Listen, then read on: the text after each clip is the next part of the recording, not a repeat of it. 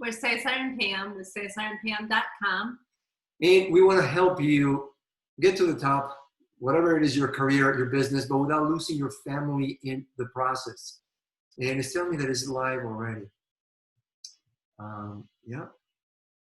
I don't know if it's my internet or my laptop, but it seems to be taking a long time to decide when this is starting. So thanks for logging in. If you know anybody who would benefit from this, please share the link. Send us your comments, your questions, your complaints to Pam. But we want to help you in this very important subject, in this very important journey of family, in trying to achieve whatever you feel that God is calling you to achieve in this life. And I feel like many times, honey, we live now in a society of comparison.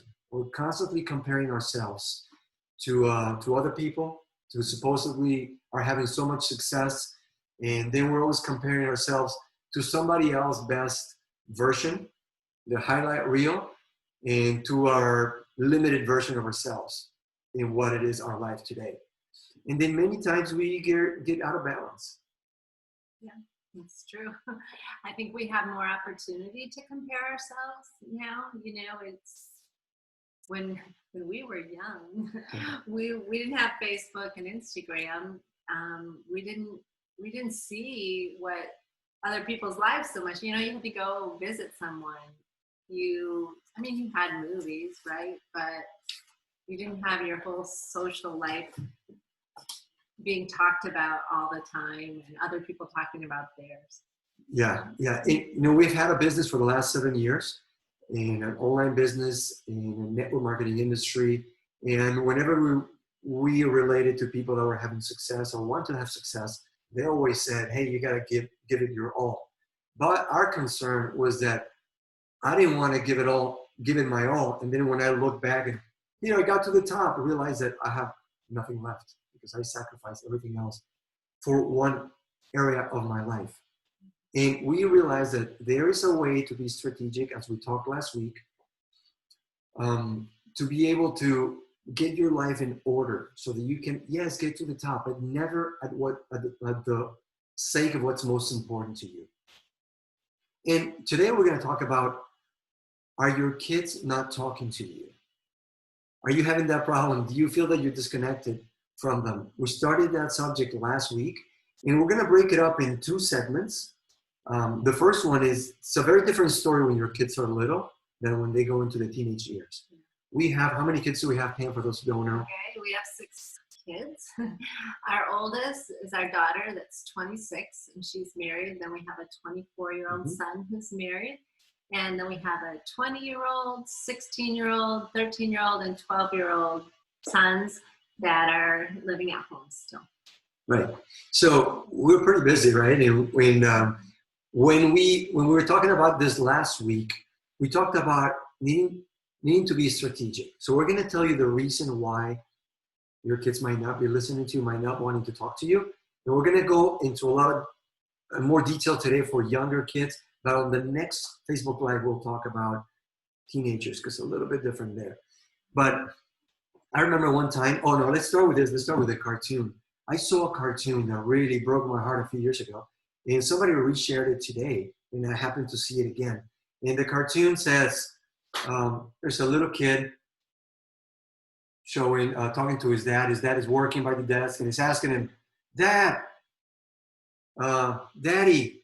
he said, not right now, son. Then when he gets a little older, same thing. The dad's getting ready to go to work, and he's saying, I'm trying to block it. That's all right. And he's saying, Dad. And he said, not right now, son. Then he's becoming a little older, maybe like 11 or 12. And he said, Dad. And the dad is on his phone saying, not right now, son. And then later, the dad is getting older, and he says, son. And the son is smoking with a hoodie on, saying, not right now, man. And it just broke my heart, because nobody starts a family, nobody has kids, and then thinks that that's what they look like years down the road. But there are mistakes that we have committed, that we've made, that I think have affected negatively our relationship with our kids in some instances. And in some other times, we did the right thing that we also want to share with you.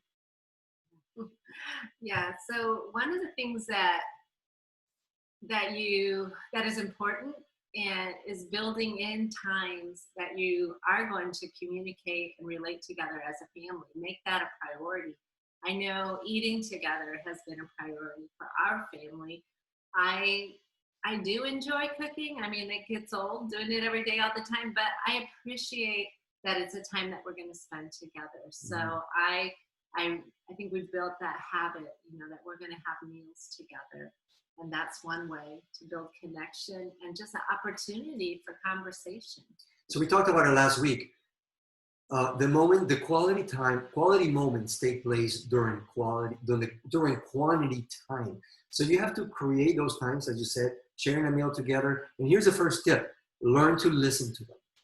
One time when Natalia was little, she was going to celebrate. We're going to celebrate her birthday, and she asked me, "Papi, how do you make a piñata?" So in Mexico, being from Mexico, I grew up with piñatas. Now they've become so popular worldwide, especially in the U.S.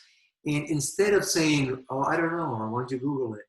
I said, "You know what?" I thought, she's asking me right now. I have a question. I'm asking you to interact with me, to spend time with me in this particular way.